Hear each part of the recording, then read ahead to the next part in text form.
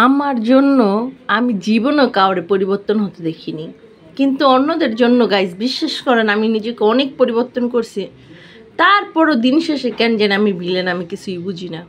তো আসসালামু আলাইকুম এভরিওয়ান, তোমাদের জন্য আজকে নিয়ে আসলাম হচ্ছে আমার ফেভারিট, মোস্ট ফেভারিট, মানে আমার অনেক পছন্দের চিংড়ি মাছ দিয়ে মিষ্টি কুমড়া।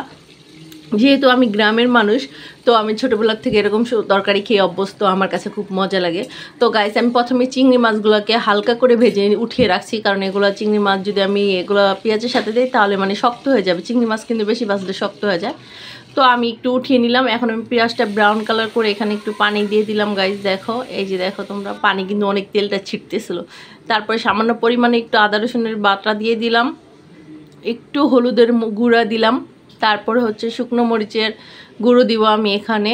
এখন দিয়ে দিব ফাইনালি আমি হচ্ছে একটু নেড়েচেড়ে দিচ্ছি, তারপরে একটু লবণ দিব। এই যে দেখো, লবণ দেওয়া শেষ হলে আমি এখানে দিয়ে দিব হচ্ছে ধনিয়ার গুঁড়া। এই যে দেখো নিয়ে নিছি গাইস, মোবাইলটা হাতে তো সেজন্য মানে একটু এদিক ওদিক হওয়া যায়, বুঝছো, স্টানও কিনিনি এখন পর্যন্ত।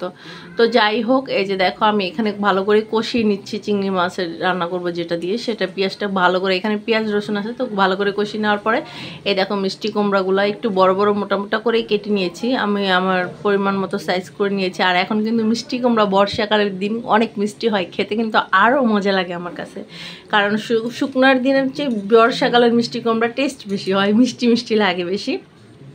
তো গাইজ দেখো আমি সুন্দর করে ওলট পালট করে দিছি। এই দেখো সুন্দর করে সিদ্ধ হয়ে গেছে, পানিও ছেড়ে দিছি এখান থেকে, আমি কিন্তু কোনো পানি ইউজ করিনি এখনও।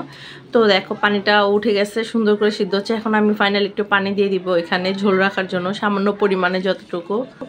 তো দেখো আমি ঝোল রাখার জন্য সুন্দর করে নেড়েচেড়ে দিচ্ছি ঝোলটা পরিমাণ মতো, কারণ এটাও টেনে যাবে। তারপরে হচ্ছে আমি এখানে চিংড়ি মাছটা ভেজে রেখেছি, এখন দিয়ে দিব আমি বিছিয়ে বিছিয়ে মাছের মতো। গাছ আগে থাকতে দেইনি কেন, তাহলে তো বললাম ইয়ে হয়ে যাবে। তো গাছ দেখো আমি সুন্দর করে চিংড়ি মাছগুলো আমি খুব কম পরিমাণে করছি। এই দেখো সুন্দর করে এটাকে আমি বলক টলক দিয়ে নিলাম।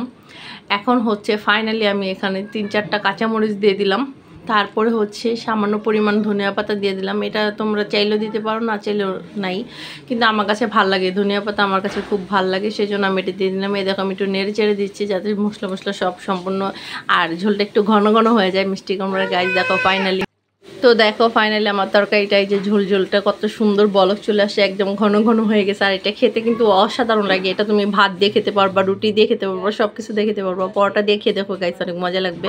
তো যাই দেখো, এই যে আমার রান্নাটা ঝটপট হয়ে গেছে। তোমরা চাইলে এরকম করে রান্না করতে পারো, আর ভালো ভালো ভিডিও দেখতে চাইলে কী রেসিপি দেখতে চাও সেটা বলবা। দেখো লাস্টে ফাইনাল লুকটা কি চলে আসছে, তেলটা উপরে ভেসে গেছে, মানে ইয়ামি একটা কালার চলে আসছে গাইস। তো ভালো লাগলে লাইক কমেন্ট শেয়ার করবো। আল্লাহ হাফেজ, আজকের মতো এখানে বিদায় নিতে।